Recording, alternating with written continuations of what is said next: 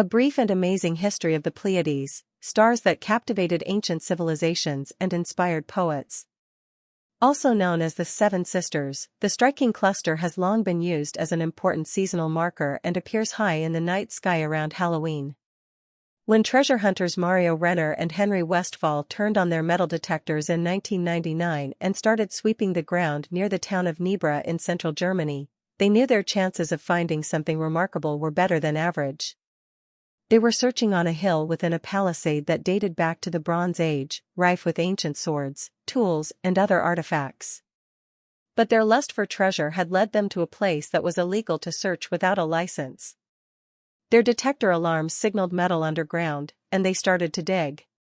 When one of the spades stopped hard on metal, they doubtless suspected one more piece of rusting modern junk, but they had struck treasure, and their worlds were about to change, albeit not exactly in the way they had imagined.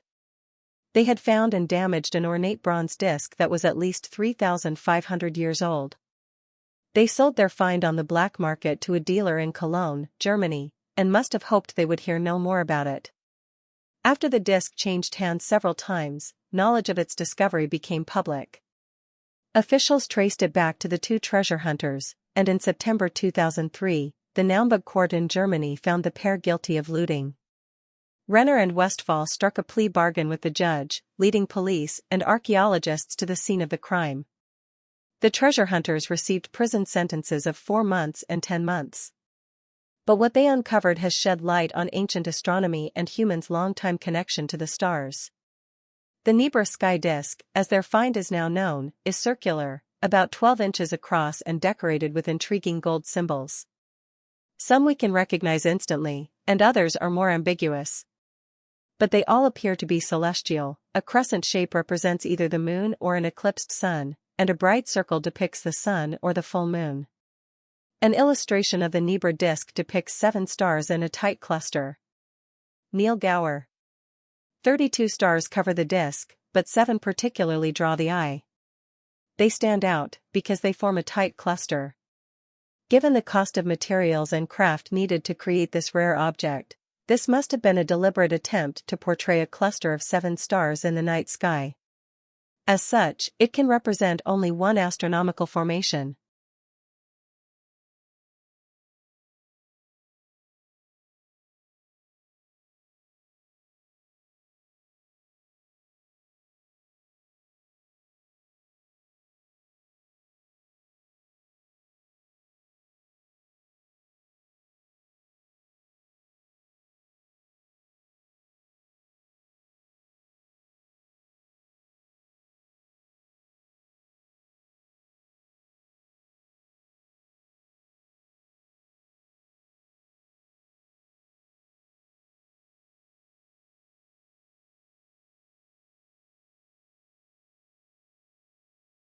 How many stars do you see? The act of trying to count them sharpens our powers of observation and kindles a closer relationship with the night sky. In 1961, the late astronomer Patrick Moore put this question to the audience of the popular BBC weekly television program he hosted, The Sky at Night, and viewers wrote in with their answers. The numbers varied, some saw fewer than 7, others saw 8 stars, 9 or even, in one case, 11. But the average number was 7.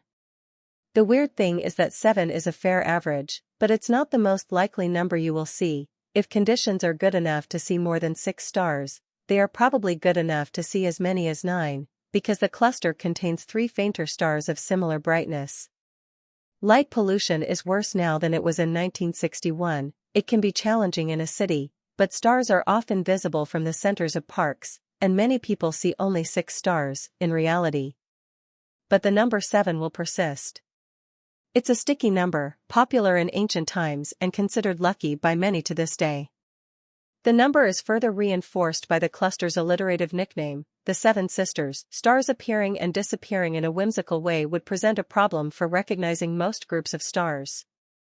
The Triangulum constellation, named for the narrow triangle formed by its 3 bright stars, would shrink to a pathetic, short line with a single star's loss. But this doesn't cause any issues when identifying the Pleiades, because they retain a unique appearance, despite fluctuations in numbers. Part of their distinctiveness comes from a bright smudge effect. The cluster contains lots of fainter stars, likely more than 1,000, that we don't recognize as individuals.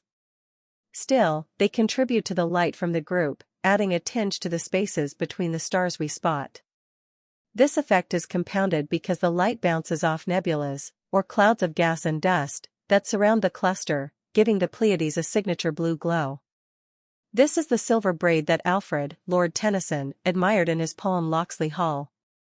Many a night I saw the Pleiades, rising through the mellow shade, glitter like a swarm of fireflies tangled in a silver braid. The Pleiades are one of the earliest star clusters to appear in literature, featuring in Chinese works from 2357 BCE. They pop up in Australian Aboriginal mythology, and villagers in the Peruvian Andes have long taken note of them when considering their crop yields. The Vikings saw them as hens. I could list dozens more cultural references, but instead I'd like you to reread this paragraph and see if you can spot an astronomical clue within it.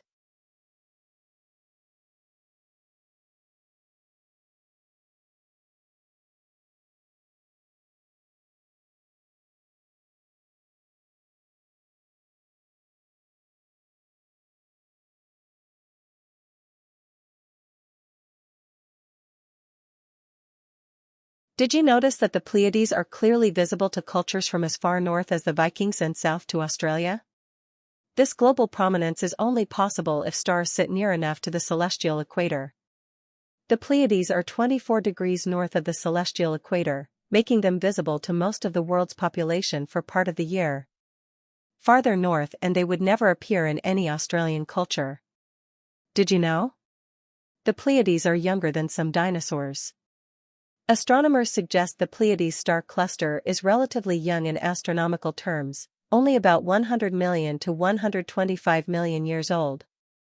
That means some dinosaurs were already walking the Earth before light from the Pleiades reached our skies. In autumn, the Pleiades can be seen climbing above the eastern horizon soon after dusk. In spring, they catch up with the sun, and we soon lose them again.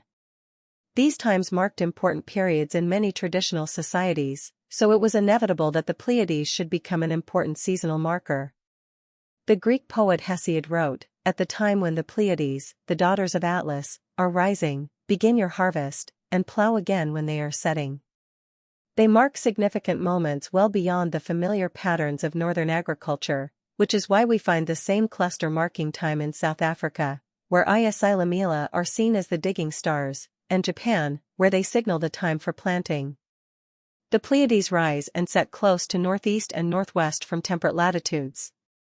Like all stars that rise over the eastern horizon, they climb until they reach their highest point when they are due south, a moment known to astronomers as culmination, before descending toward the western horizon. There is always a seasonal aspect to the moment any star is highest and due south. If, for example, we happen to notice that a favorite star is highest in the sky at 11 p.m. one night, it will reach the same height about 2 hours earlier a month later, a change of 4 minutes per day. For most stars, this timing was not considered important by ancient peoples, but for the great characters, including the Pleiades, it was significant. There is a belief in some circles that the Druids marked Samhain, the precursor of Halloween, using the culmination of the Pleiades at midnight, which is plausible. The night skies have shifted a little in the intervening years, and the culmination is closer to 1 a.m. these days, but I find it a helpful and colorful prompt. They will still be seen high in the sky late at night near Halloween. Pumpkins mean Pleiades.